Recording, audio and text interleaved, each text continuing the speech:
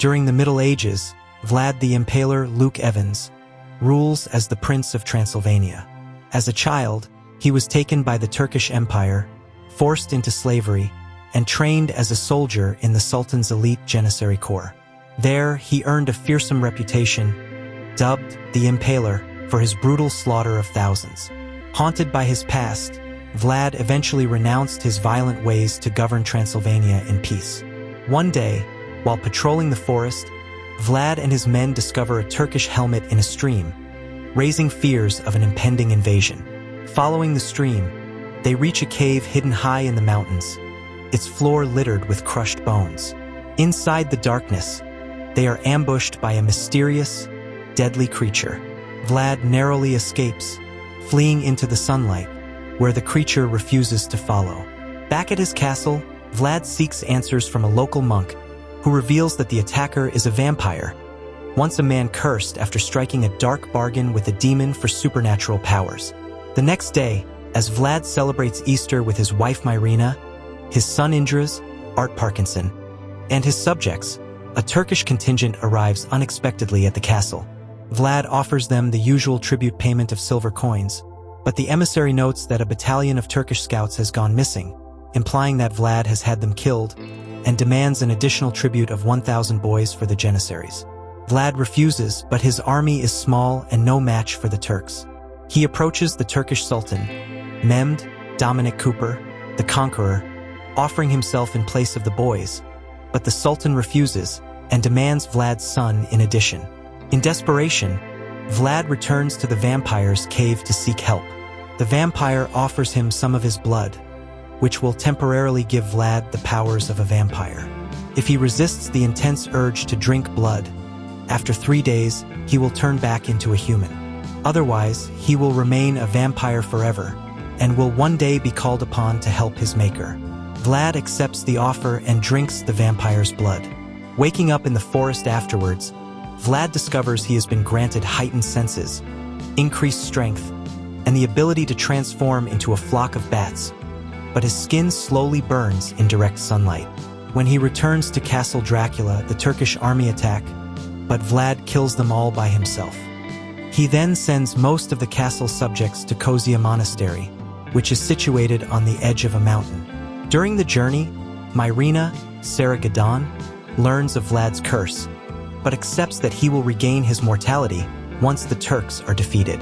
A gypsy named Shkelgim, aware of Vlad's dark transformation, pledges his loyalty and offers his own blood to serve him. Vlad, however, resists the temptation. As they approach a monastery, Vlad and his men are ambushed by Turkish soldiers. Though they manage to defeat the attackers, Vlad's unervingly enhanced strength sparks suspicion among his people.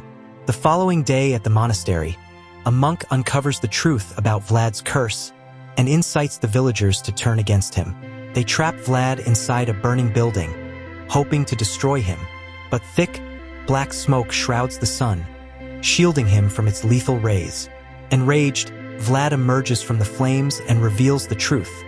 He became a vampire not for power, but to protect his people from the Turkish threat. That night, the Turkish army advances on the monastery. Vlad summons a massive swarm of bats to decimate their ranks, but the assault is a diversion, allowing a small group of Turkish soldiers to slip past and abduct his son, Indras. In a desperate attempt to protect him, Myrina fights back but falls from the monastery's wall. As she lies dying, she begs Vlad to drink her blood before sunrise, giving him the strength needed to save their son. Though heartbroken, Vlad complies, triggering his final transformation into a full-blooded vampire with unimaginable power. Fueled by grief and rage, Vlad returns to the monastery, turning a handful of survivors into vampires to form his own army.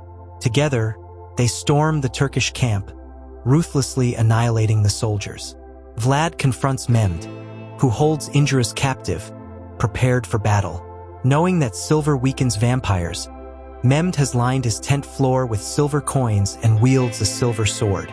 Despite being overpowered, Vlad uses his newfound abilities to evade death, transforming into a swarm of bats to escape Mehmed's fatal strike. Reclaiming his strength, Vlad declares himself Dracula, son of the devil, and kills Mehmed, drinking his blood in victory. As they leave Mem's tent, Dracula and Indras are confronted by the other vampires, who demand that his son be killed because he is human. The monk who had previously led the Transylvanians against Vlad appears and keeps the vampires at bay with the Christian cross. Dracula orders the monk to take Indras away, then uses his power to clear the black clouds in the sky.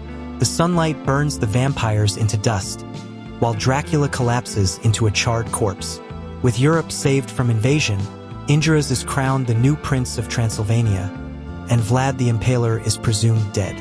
However, Skelgum secretly takes Dracula into the shadows and revives him with his blood. In the present day, Vlad meets a woman named Mina, who strikingly resembles Myrina, in the streets of a modern city, and they have a conversation about a line of poetry they have in common. The vampire who cursed Vlad watches them from afar and anticipates what he has planned for Dracula in the future, saying, "Let the games begin."